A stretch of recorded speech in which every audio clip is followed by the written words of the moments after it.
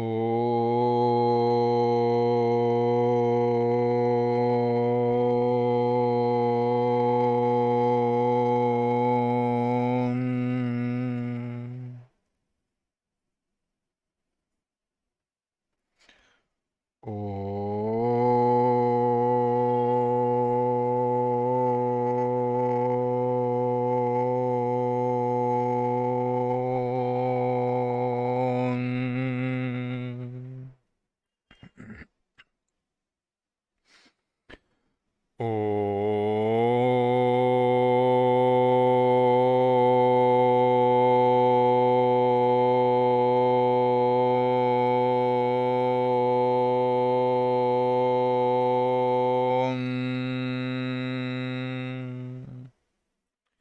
श्री गणेशाय नमः। श्री सरस्वत्यै नमः।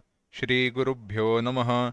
श्रुतिस्मृतिपुराणानाम् आलयं करुणालयं नमामि भगवत्पाद शङ्करं लोकशङ्करं शङ्करं शङ्कराचार्यं केशवं बादरायणं सूत्रभाष्यकृतौ वन्दे भगवन्तौ पुनः पुनः।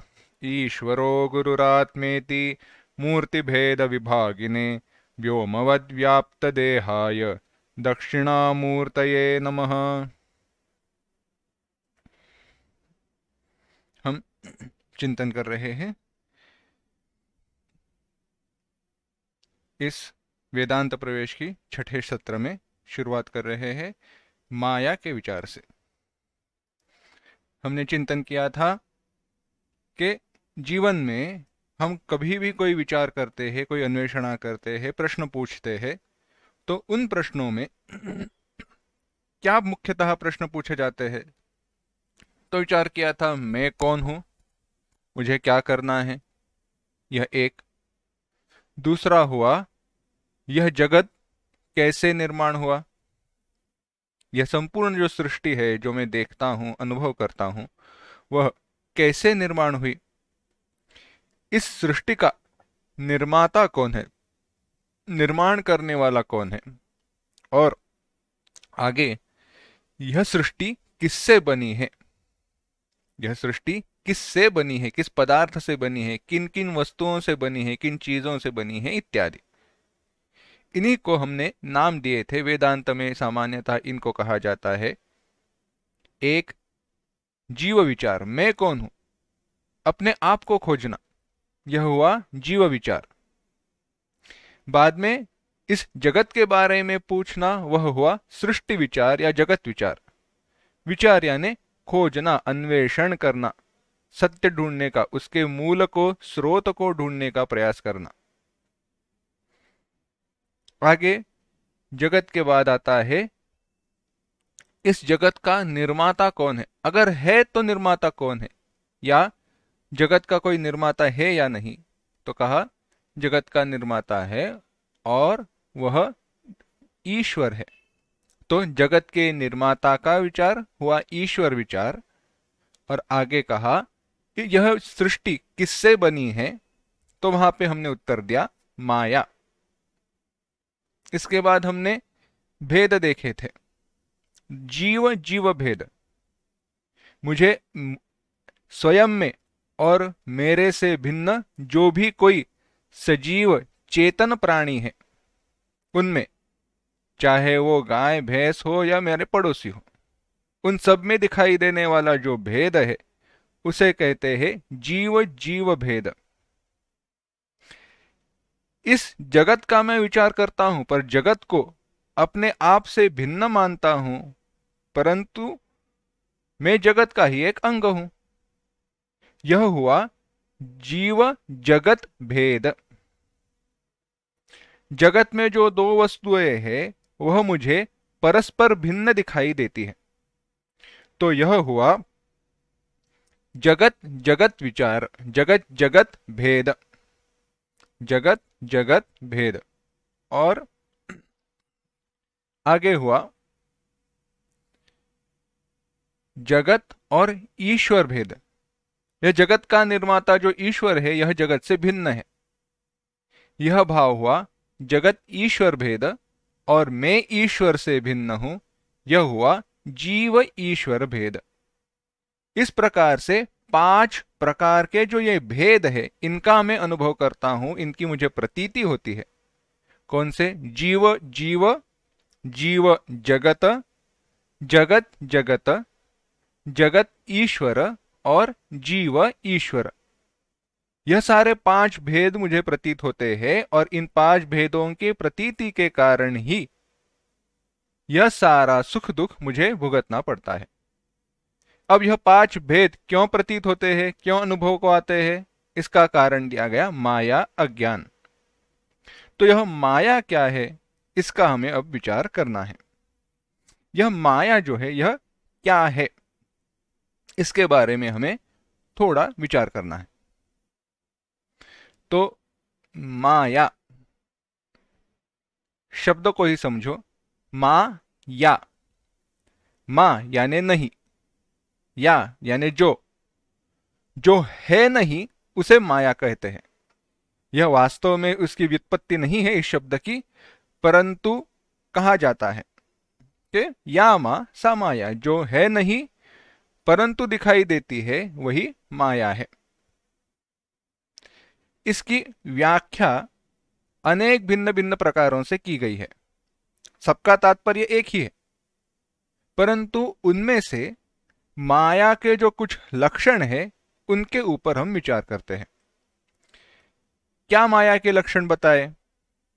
तो पहले एक लक्षण बताया, कहा गया अवस्तु।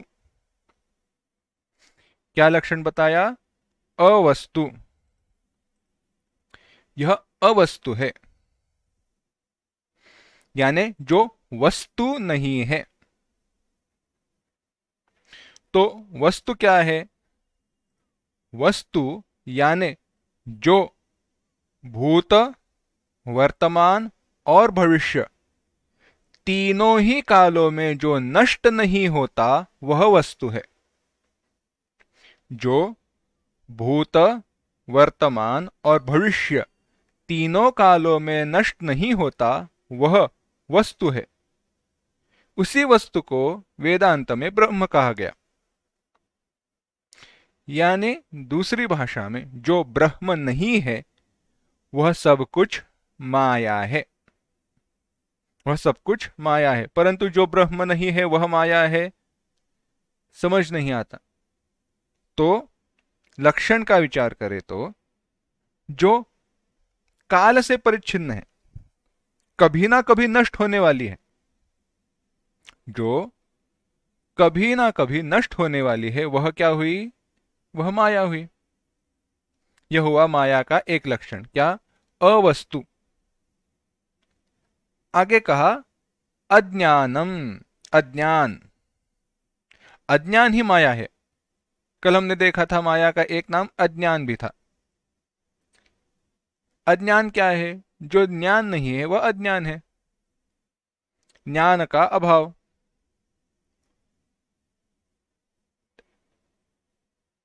तो मुझे कुछ पता नहीं,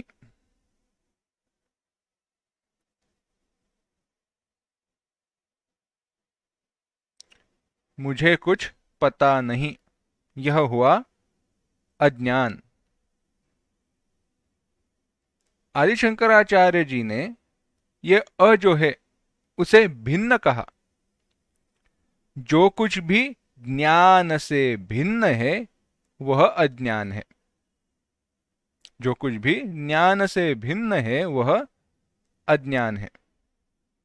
और यहां पे ज्ञान का अर्थ है ब्रह्म ज्ञान। ब्रह्म ज्ञान ही ऐसे है। आगे कहा वह ज्ञान विरोधी है, ज्ञान से भिन्न है और ज्ञान की विरोधी है। ज्ञान विरोधी है यानी जिसका ज्ञान के कारण विनाश होता है वह ज्ञान की विरोधी है।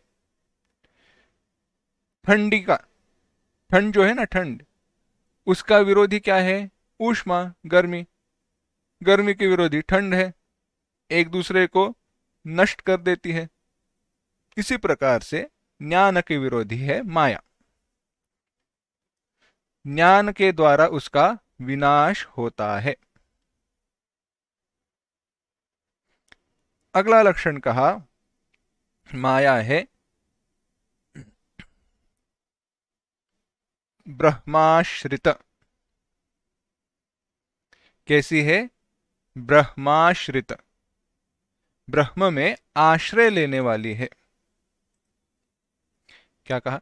ब्रह्म में आश्रय लेने वाली है, ब्रह्माश्रित है। हर एक जो यह लक्षण है इसका विस्तार हम बाद में देखेंगे, पहले लक्षण की व्याख्याओं को समझो। ब्रह्म में आश्रय लेने वाली है, आश्रय लेने वाली है, इसका अर्थ क्या हुआ? ब्रह्म का आश्रय लेने वाली है, इसका अर्थ यह हुआ, यह माया अगर किस पर निर्भर है तो वह है ब्रह्म। एक प्रश्न पूछता हूं, घट है ना, घट, यह घट किस पर निर्भर करता है? घट का आधार क्या है, आश्रय क्या है? अगर कहे घट किस पर निर्भर करता है तो इस जमीन पर रखा है, या जमीन इसके लिए जमीन उसका आश्रय है, तो नहीं। दूसरी जगह पर रखो तो दूसरा आश्रय बन जाएगा, परंतु ऐसे नहीं। घट का आश्रय है उसका कारण जो है मिट्टी। मिट्टी को हटाया जाए, मिट्टी को हटाया जाए तो क्या घट रह पाएगा?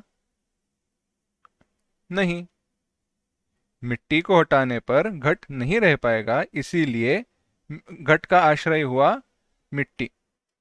इसी प्रकार से माया अपने अस्तित्व के लिए किस पर निर्भर है? ब्रह्म के ऊपर निर्भर है, इसीलिए उसे कहा गया ब्रह्माश्रित, ब्रह्म में आश्रित। अगला मुख्य उसका लक्षण है सत असद्भ्याम अनिर्वचनीय। सदसद्भ्याम अनिर्वचनीय। क्या कहा? सदसद्भ्याम अनिर्वचनीय। अर्थ क्या हुआ? सत माने है, असत माने नहीं है। यह माया क्या है या नहीं है, ऐसे स्पष्टता से नहीं कहा जा सकता। निर्वचन यानी वर्णन करना। क्या ये माया है या नहीं है, ऐसे स्पष्ट नहीं निर्वचन वर्णन किया जा सकता, इसीलिए माया है अनिर्वचनीय। माया हुई अनिर्वचनीय। वह है ऐसे भी नहीं कह सकते, वह नहीं है ऐसे भी नहीं कह सकते, और दोनों है ऐसे भी नहीं कह सकते। आगे कहा भाव रूप वह है, भाव रूप वह है। और इसका अगला लक्षण है त्रिगुणात्मक। कैसी है? त्रिगुणात्मक। पहला लक्षण क्या है? अवस्तु। इस जगत में अब चलो विचार करते हैं, यह है हमारा आत्मविचार। जगत में जो भी कोई वस्तु हमें दिखाई देती है जो कभी ना कभी नष्ट होने वाली है या कभी ना कभी नष्ट हो गई है, ऐसी वस्तु माया ही है। क्योंकि क्या कहा? अवस्तु। जो भूतकाल में या वर्तमान में या भविष्य में कभी ना कभी उसका विनाश हो सकता है, वह कही गई अवस्तु। कोई भी वस्तु सामने हो, समझो, चलो एक सामान्य उदाहरण लेते हैं, गुब्बारा या घड़ी। चलो उदाहरण लेते हैं घड़ी। सालों से उसका हम उपयोग कर रहे हैं, उसे इस्तेमाल कर रहे हैं, परंतु कभी ना कभी वह घड़ी नष्ट होने वाली है, टूट जाएगी, खराब हो जाएगी, उसका काम करना बंद हो जाएगा। काम करना बंद हो जाएगा यानी क्या हुआ? वह घड़ी नष्ट हो गई। लकड़ी है, जलाया, जल के नष्ट हो गई, यानी हुआ क्या? अब उसका अस्तित्व रहा नहीं, यानी वह हुई, नष्ट हुई। इसी को कहते हैं विनाश। उसके एक रूप में, जिस जिस रूप में वह प्रतीत हो रही थी, जो भी उसका कार्य था, वह उसका कार्य और उसका रूप होना बंद हो गया। तो यह हुआ विनाश। ऐसे विनाश होने, जो जिस जिस पदार्थ का, वस्तु का ऐसे विनाश होता है, वह है अवस्तु। आगे कहा अज्ञान। जो कुछ भी अज्ञान है, जो कुछ भी हमें ज्ञात नहीं है, अज्ञात, अज्ञान के रूप में है, वह जो अज्ञान है, वह अज्ञान रूप माया है। क्योंकि माया का वही एक कारण है, माया का वही एक कार्य है। माया क्या करती है? अज्ञान को निर्माण करती है। और उसमें मुख्य अज्ञान क्या है? अपने स्वरूप को न जानना, यह मुख्य अज्ञान है। अपने स्वरूप को न जानना। हम प्रश्न पूछते हैं ना, मैं कौन हूं, यह जगत कहां से आया, यानी वह परिणाम किसका हुआ? अज्ञान का परिणाम हुआ। अज्ञानवश हम जानते नहीं है, इसलिए हमने यह प्रश्न पूछे हैं। इसीलिए माया क्या हुई? अज्ञान। और जब उस वस्तु का, उस प्रश्न का हल निकलता है, पता चलता है, तो वह प्रश्न नहीं रहता, यानी प्रश्न के लिए कारण जो अज्ञान था वह नष्ट हो जाता है। इसीलिए ज्ञान के कारण, नष्ट होने वाले के कारण, वह ज्ञान विरोधी है। माया कैसी है? ज्ञान की विरोधी है। अब आते हैं कुछ मुख्य लक्षणों पर। एक कहा, वह ब्रह्माश्रित है। मैं आपको अभी घट का ही उदाहरण बताता हूं। घट है, किसका बना हुआ है? मिट्टी का बना हुआ है। घट को मैंने पानी में डुबा दिया। घट को मैंने पानी में डुबा दिया, क्या वह मिट्टी से अलग हुआ? नहीं हुआ। उसको मैंने बर्फ में बंद कर दिया, बर्फ से ठंडा कर दिया, पानी में डुबा दिया, उसका पूरा बर्फ बना दिया, क्या वह मिट्टी से अलग हुआ? नहीं हुआ। उसमें पानी भर के आग के ऊपर रख के पानी उबाला, क्या मिट्टी नष्ट हुई? नहीं। यानी घट जिस भी, कोई जो भी अवस्था में हो, जैसे भी हो, जहां पर भी हो, वह कभी भी, वह कभी भी अपने आश्रय रूप मिट्टी से अलग नहीं होता। यह उदाहरण दूसरे रूप में बाद में देखने वाले हैं, वहां पे संबंध भिन्न होने वाला है, पर यहां पे आश्रय का संबंध है।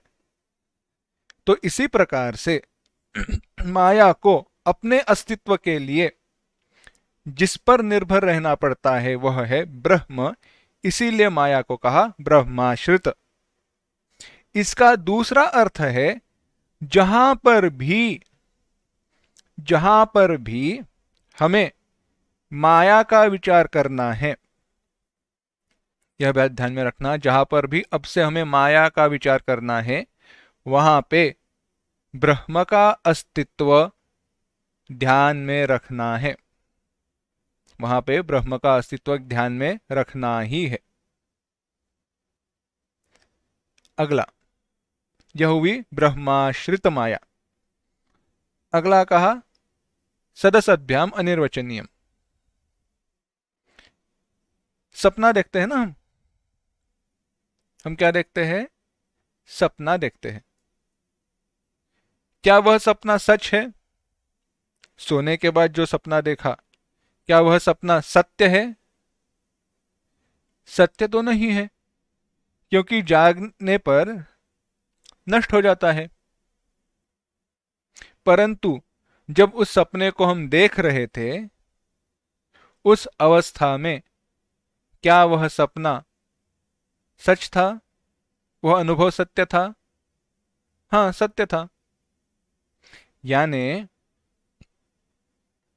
वह सत्य कहे तो नहीं है, असत्य है, मिथ्या है, झूठी है, ऐसे कहे तो वैसे भी नहीं है। सपना सच भी नहीं है, झूठ भी नहीं है। इसी प्रकार से क्या माया है? माया तो नहीं है, परंतु तो नहीं है क्या? तो ऐसे भी नहीं कह सकते, क्योंकि अनुभव कर रहे हैं। इसीलिए माया को कहा ना वो सच है न झूठ है, न दोनों है। सच है या झूठ है, ऐसे हम उसके बारे में कुछ नहीं कह सकते। सच है या झूठ है, ऐसे उसके बारे में हम कुछ नहीं कह सकते। बस।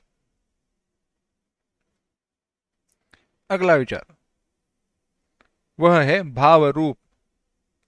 भाव रूप, यह थोड़ा नैयायिकों का विचार है। नैयायिकों का विचार है यानी उस दृष्टि से विचार है, न्याय तर्क के दृष्टि से। उसका परिणाम दिखाई देता है, इसीलिए उसका भाव स्वरूप है। जब भी उसका परिणाम दिखाई दे रहा है तब वह है, ऐसे मानो। जब भी उसका परिणाम दिखाई दे रहा है तब वह है, ऐसे मानो। और आगे कहा वह है त्रिगुणात्मक। क्या कहा? वह है त्रिगुणात्मक, तीन गुणों से बनी हुई है। तीन गुणों से बनी हुई है यानी उसमें तीन गुण है। कौन से तीन गुण हैं?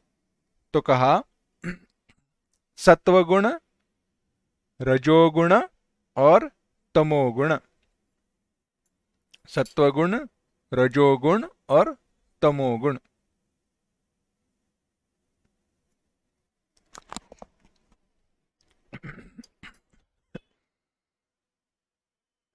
सत्व, रज, तम, इन तीन गुणों से माया बनी है। इसीलिए माया से जो कुछ भी निर्माण हुआ है वह सब कुछ इन्हीं तीन गुणों से निर्माण हुआ है, इन्हीं तीन गुणों से युक्त है। सब कुछ इन्हीं तीन गुणों से युक्त है। कौन से? सत्वगुण, रजोगुण और तमोगुण।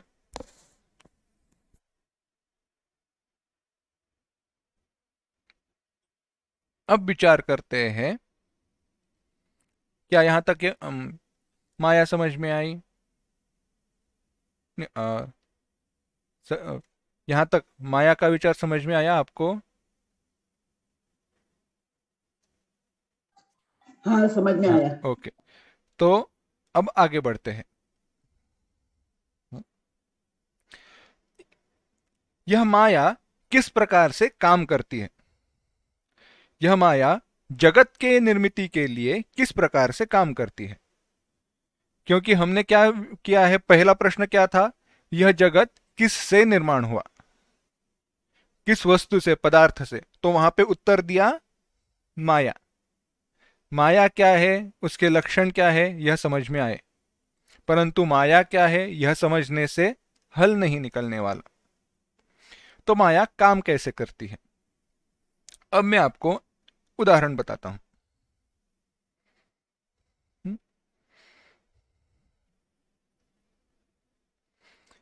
मेरे हाथ में कुछ है। मेरे हाथ में कुछ है। क्या आपको दिखाई दे रहा है? नहीं। मेरे हाथ में जो कुछ भी वस्तु है वह आपको दिखाई नहीं दे रही है। क्यों नहीं दिखाई दे रही है? क्योंकि वह वस्तु के ऊपर कोई आवरण है। मेरे हाथ से वह ढकी हुई है। मेरे हाथ से ढकी होने के कारण, मेरे हाथ से ढकी हुई होने के कारण वह क्या है वह आपको दिखाई नहीं दे रहा, परंतु आपको पता चल रहा है कि कुछ तो है। जब तक मैंने कहा नहीं, समझो मैंने ऐसे मुट्ठी दिखाई, क्या आपको पता चलेगा हाथ में कुछ है या नहीं है? कोई गारंटी के साथ नहीं कह सकते, कोई नहीं कह सकता कि वस्तु है ही या नहीं भी। हम्म। तो अब यह ढकी हुई होना, वस्तु का ज्ञान न होना, वह हुआ आवरण। क्या हुआ? आवरण, कवर, ढकी हुए होना, यह हुआ आवरण। अब जब वस्तु का ज्ञान होता है, समझो मैंने, और ये दिखाई नहीं देगी आपको वस्तु क्योंकि हरे, यह डिब्बी है, चंदन की डिब्बी है। अब डिब्बी आपको दिखाई दी, क्यों दिखाई दी? क्योंकि उसके ऊपर जो आवरण था वह नष्ट हो गया, आवरण नष्ट हुआ तो डिब्बी दिखाई दी। बराबर है?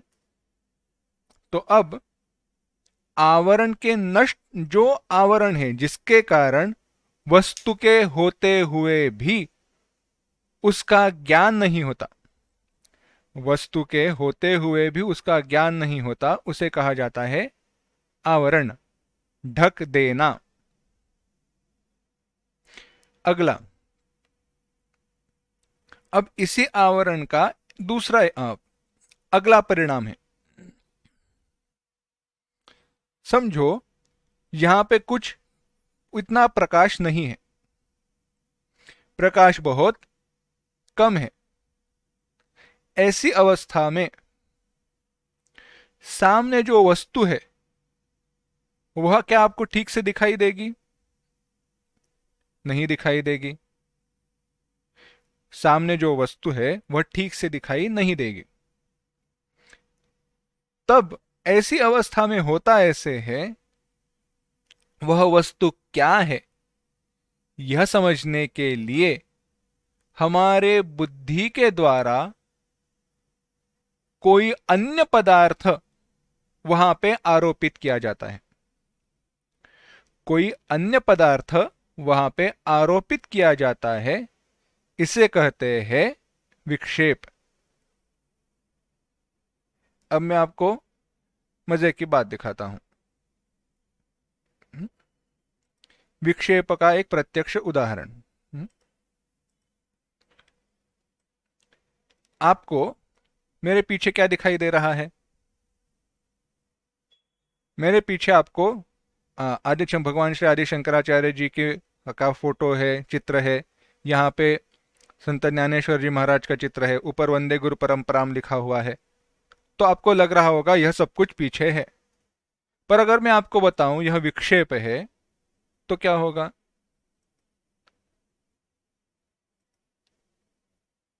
यही है विक्षेप। वास्तव में यह जो कैमरा है, देखो मजे की बात देखो, यह जो कैमरा है, कैमरा देख क्या रहा है? पीछे जो पर्दा है वह, पीछे जो यह हरा पर्दा है वह कैमरा देख रहा है। परंतु जब मैं इसको ही विक्षेपित कर देता हूं तो दिखाई क्या देता है? चित्र दिखाई दे रहा है। यही हुआ विक्षेप। वस्तु है, जो वस्तु है उसी की तरफ हम देख रहे हैं, परंतु ध्यान में नहीं आ रही, इसीलिए कुछ दूसरा ही उसके ऊपर आरोपित किया गया। जो है नहीं वह वहां पे देखा। यह जो है, जो है नहीं उसको दिखाना, जो है नहीं उसको दिखाना, इसे कहते हैं विक्षेप। और यह विक्षेप भी माया का ही कार्य है। यह विक्षेप भी माया का ही कार्य है। तो दो कार्य हुए। एक कार्य क्या हुआ? आवरण, ढक देना, आवरण ढक देना। अब यहां पे जो कुछ भी कैमरे के सेटिंग्स वगैरह है उसको आप समझो माया। इस माया ने, स्पेशल इफेक्ट्स नाम की माया ने क्या कर दिया है, मेरे पीछे वास्तव में है पर्दा, हरे रंग का पर पर्दा है, उसको ढक दिया। क्या कर दिया, आवृत कर दिया, आवरण। अगर ढका नहीं होता तो आपको क्या दिखाई देता, पर्दा ही दिखाई देता। आगे चलते हैं। केवल आवरण रहता, केवल आवरण रहता तो भी कोई बात नहीं थी। अगर केवल आवरण रहता, विक्षेप नहीं रहता, तो आपको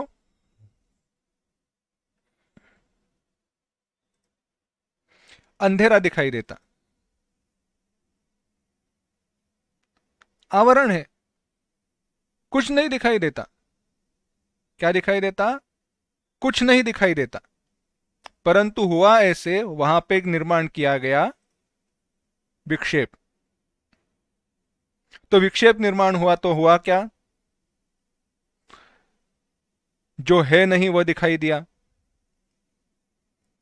तो वास्तव में क्या है वहां पीछे, पीछे है पर्दा, उसके ऊपर डाला गया आवरण, तो आपको अभी पर्दा दिखाई नहीं दे रहा है, और वहां पे निर्माण किया गया विक्षेप, इसीलिए आपको यह चित्र दिखाई दे रहा है। इसी प्रकार से माया के कारण होता ऐसे है, जो ब्रह्म है, जो सत्य है, वह ढक दिया जाता है।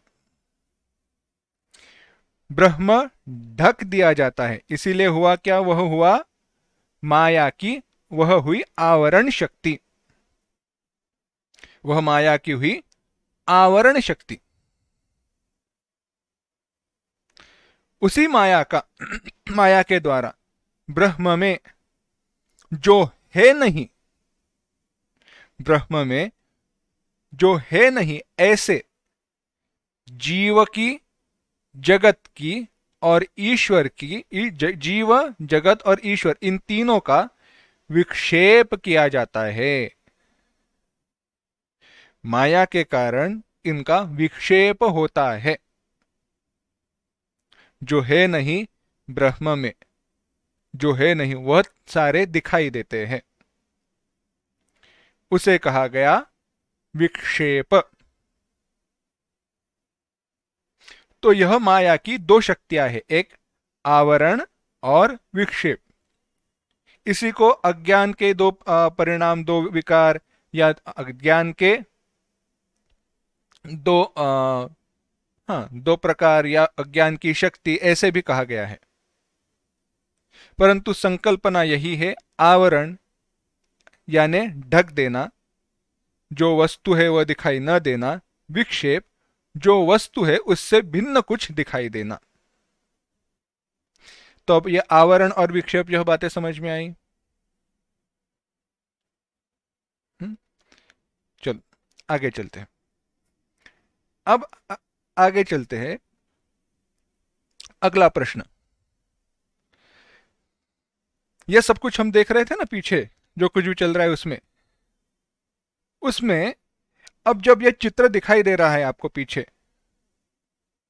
यह चित्र के कारण क्या आप कह सकते हैं कि अगर ऐसे ही यह 3 घंटा 4 घंटा चलते रहा, ऐसे ही यह 3-4 घंटा चलते रहा, तो पर्दे पे यह चित्र प्रिंट हो जाएगा, हमेशा के लिए बंद हो जाएगा? क्या कह सकते हैं? नहीं कह सकते। अभी तक इतनी बार यह प्रवचन चलते आए हैं, यह चित्र पीछे रहा है, अभी तक पर्दे पर वह चित्र आया नहीं है। आता तो मैं बनाता नहीं। मजे की बात छोड़ दो, मजाक छोड़ दो, परंतु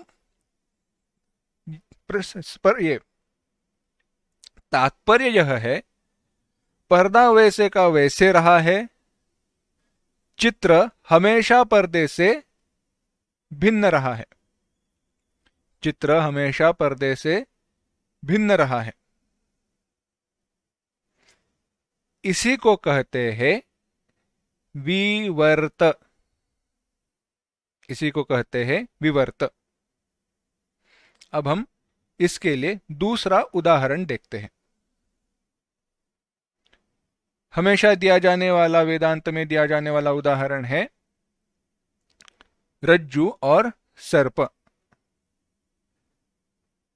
रज्जु यानी रस्सी, सर्प यानी सांप। रास्ते से जा रहे थे, अंधेरा था, थोड़ा बहुत प्रकाश था, सामने सांप दिखाई दिया। हम डर गए, छड़ी वगैरह लेकर आए, बड़ी टॉर्च लेकर आए, देखा तो क्या निकली? रस्सी। अब है रस्सी, पर रस्सी रस्सी की तरह दिखाई न दी, हुआ आवरण। रस्सी की जगह पर सर्प दिखाई दिया, हुआ विक्षेप।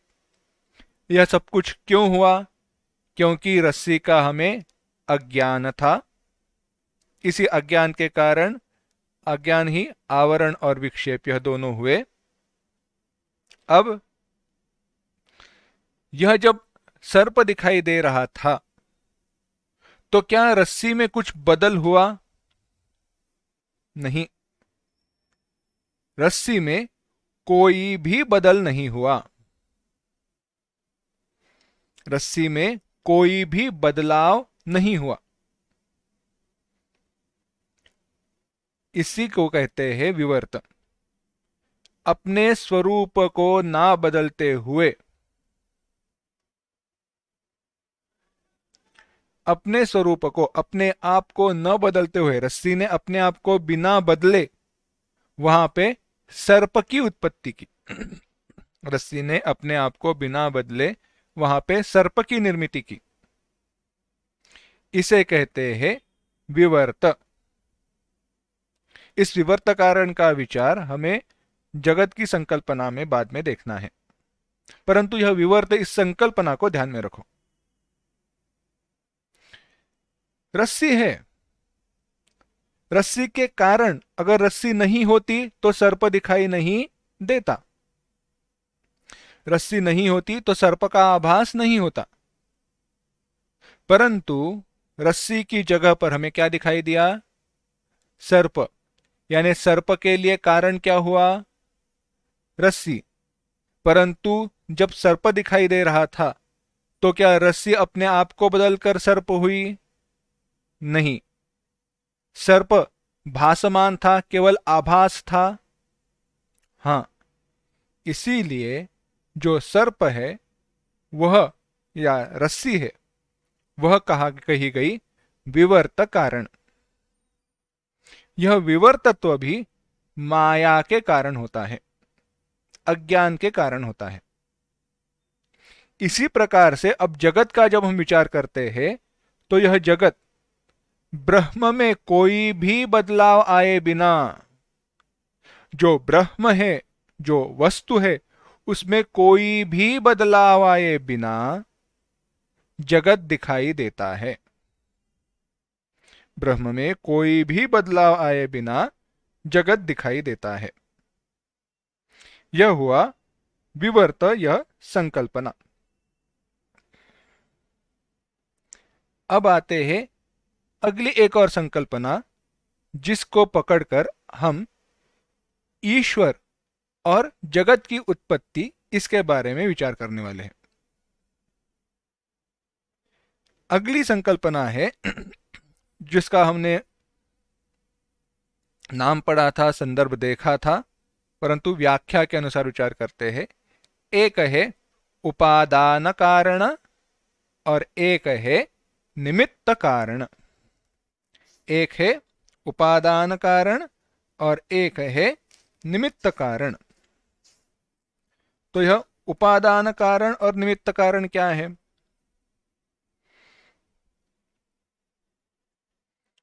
सोने के गहनों का कारण क्या है? किससे बने हैं? तो कहते हैं सोने से बने हैं। तो सोना हुआ गहनों के लिए कारण। गहनों का कारण क्या हुआ? गहनों का कारण हुआ सोना। अगला विचार, गहने सोने के बने, किसने बनाए? सुनहार ने बनाए। पर सुनहार ने जब गहने बनाए तो गहनों के साथ सुनहार भी उसमें चला गया गहनों में? नहीं, गहनों में सुनहार नहीं चला गया। सुन सुनहार गहनों से भिन्न ही रहा। अब मैं कुछ वाक्य बताता हूं आपको, ठीक से समझना और ध्यान में रखना। पहली बात, जो कार्य में, उदाहरण भी बताऊंगा वाक्य के साथ, जो कार्य में प्रवेश करता है, जो कार्य में प्रवेश करता है यानी कार्य में भी रहता है। गहनों में क्या है? गहनों में सोना है, गहनों में सोना है, जो कार्य में प्रवेश करता है, जिसके अभाव में कार्य हो नहीं सकता, जिसके अभाव में कार्य का अस्तित्व नष्ट हो जाता है, जिसके अभाव में कार्य का अस्तित्व नष्ट हो जाता है। क्या है? वह है उपादान कारण। गहनों में से सोने को हटा दो, गहनों में से सोने को हटा दो तो होगा क्या? गहने रहना, गहनों का अस्तित्व नष्ट हो जाएगा, गहनों का अस्तित्व नष्ट हो जाएगा। इसीलिए सोना गहनों का उपादान कारण है। तो उपादान कारण क्या है? वह कारण जो अपने कार्य में उससे उत्पन्न हुए वस्तु में प्रवेश करता है, उसमें रहता है, और साथ ही में जिसके अभाव में, ठीक से सुनना, जिसके अभाव में कार्य हो नहीं सकता, वह हुआ उपादान कारण। अब आगे, जो कार्य में प्रवेश नहीं करता, जो कार्य में प्रवेश नहीं करता, जो गहनों में प्रवेश नहीं करता, या जिसने गहनों में प्रवेश नहीं किया, जो कार्य से हमेशा भिन्न रहता है, जो कार्य से हमेशा भिन्न रहता है और कार्य की उत्पत्ति करता है। मुख्य विचार, जो कार्य की उत्पत्ति करता है। क्या गहने अपने आप, सॉरी, क्या सोना अपने आप गहनों को निर्माण कर सकता है? नहीं। अगर ऐसी बात होती तो खान में से सोने के गहने ही मिलते, सोना क्यों मिलता? या सुनहार भी सोने को बनाए रखता, उसके गहने बन जाते अपने आप? ऐसे कभी होता नहीं है। यानी जो कार्य की निर्मित करता है, गहनों का निर्माण करने वाला कौन है? सुनहार। और जिसके नाश से, जिसके चले जाने से, जिसके अभाव से कार्य नष्ट नहीं होता। जिस सुनहार ने गहने बनाए, उस सुनहार की मृत्यु होने पर उसने बनाए हुए गहने नष्ट नहीं होते, नहीं तो कोई गहने खरीदता ही नहीं था। सुनहार की मृत्यु होने पर उससे बनाए गए गहने अगर नष्ट हो जाते तो गहने कोई क्यों खरीदता? ऐसे होता नहीं है। यानी हुआ क्या? सुनहार गहने तो बनाता है, पर सुनहार के चले जाने से गहने नष्ट नहीं होते। इस प्रकार का जो कारण होता है वह है निमित्त कारण। वह है निमित्त कारण। निमित्त कारण के लक्षण क्या बताए? एक, जो कार्य में प्रवेश नहीं करता, जो कार्य में प्रवेश नहीं करता परंतु कार्य से भिन्न रहता है, कार्य से भिन्न रहता है और कार्य को निर्माण करता है, और कार्य को निर्माण करता है, जिसके विनाश से कार्य का विनाश नहीं होता, उसे कहते हैं निमित्त कारण। कार्य और कारण के दृष्टि से उपादान कारण और निमित्त कारण, इसके ये दो अर्थ है।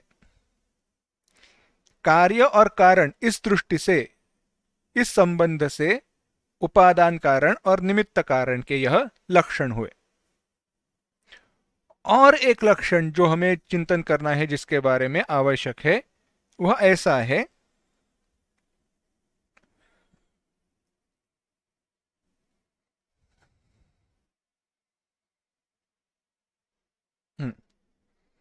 उदाहरण देखो, रज्जू और सर्प का, रस्सी और सांप। रस्सी के ऊपर हमें क्या दिखाई दिया? सांप दिखाई दिया। रस्सी के ऊपर हमें दिखाई दिया सांप। यहां पे अब मैं आपको प्रश्न पूछता हूं, सांप दिखाई देने के लिए क्या क्या कारण थे? तो एक है रस्सी, पर केवल रस्सी कारण नहीं है, रस्सी का हमें हुआ अज्ञान भी कारण है। रस्सी का हमें हुआ अज्ञान भी सांप दिखाई देने के लिए, सर्प की प्रतीति के लिए कारण है। अब यहां पे जो भी सांप दिखाई दिया, उसकी सत्ता, उसका अस्तित्व कैसे है? भासमान है। भासमान, जैसे यह चित्र है ना, वैसा सचमुच में है नहीं, पर दिखाई दे रहा है। इसीलिए कहा उसको भिन्न सत्ता है, भिन्न उसका अस्तित्व का एक जो रेल्म है, सत्ता है, वह भिन्न है। परंतु और जो रज्जु है, रस्सी है, उसकी सत्ता भिन्न है। परंतु अज्ञान, अज्ञान हमने कैसे कहा था? है भी नहीं भी, दोनों भी, ऐसे कुछ नहीं कह सकते। सर्प है भी नहीं भी, दोनों भी कुछ नहीं कह सकते।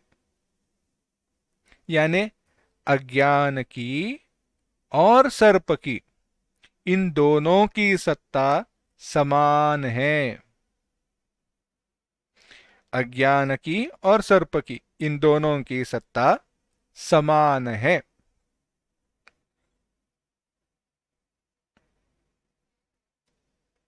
तो अब इसका निष्कर्ष यह है, जिस कार्य कारण में, जब कार्य कारण में जिन दो वस्तुओं की सत्ता समान होती है, जिन दो वस्तुओं की सत्ता समान होती है, कार्य का और जो कारण समान सत्ता में होता है, वह हुआ उपादान कारण, और कार्य का जो कारण भिन्न सत्ता में होता है, वह हुआ निमित्त कारण। यह क्यों बताया? अब समझना, इस जगत के लिए माया हो गई उपादान कारण, ब्रह्म हुआ निमित्त कारण, कैसे? ईश्वर के दृष्टि से, ईश्वर के रूप में। तो यह ईश्वर इस जगत का कारण कैसे है? यह ईश्वर इस जगत का अभिन्न निमित्त उपादान कारण, यानी वो निमित्त कारण भी है, उपादान कारण भी है। ऐसे क्यों कहा? और हम क्यों कह सकते हैं कि जीव, जगत और ईश्वर, इन तीनों में भेद क्यों नहीं है? इसका विचार अगर करना है तो इन सब में कोई समान धागा होना चाहिए। वह क्या है, इसका हम विचार करेंगे। यानी ईश्वर क्या है और सृष्टि की निर्मिति कैसे हुई, इसका विचार करेंगे, परंतु वह हम अगली बार करने वाले हैं। ओम असतो मा सद्गमय, तमसो मा ज्योतिर्गमय, मृत्योर्मा अमृतंगमय। ओम शांति शांति शांति। हरि ओम। श्री गुरुभ्यो नमः। हरि ओम।